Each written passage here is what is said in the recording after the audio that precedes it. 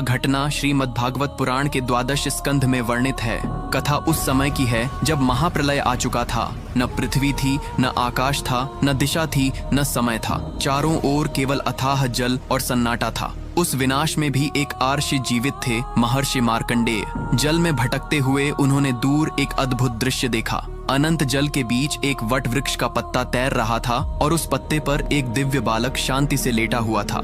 बालक का शरीर नीले मेघ के समान था, मुख पर अलौकिक मुस्कान थी और वह अपनी उंगली चूस रहा था, मानो प्रलय उसका कुछ भी न बिगाड़ सके।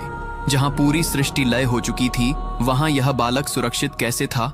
यही प्रश्न मार्कंडेय के हृदय को व्याकुल कर रहा था। जैसे ही उन्होंने बालक को प्रणाम किया, बालक ने मुंह खोला और अगले ही क्षण मार्कंडेय स्वयं उसके भीतर खींचते चले गए।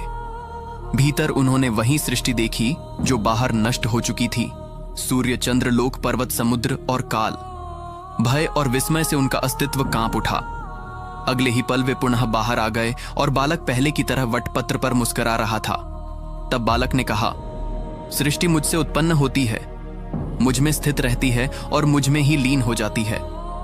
तभी मार्कंडेय समझ गए कि यह कोई साधारण बालक नहीं, बल्कि स्वयं वटपत्रशाही भगवान नारायण हैं। अब आप ये बताएं, क्या आप यह कहानी पहले से जानते थे? कमेंट में जरूर बताएं।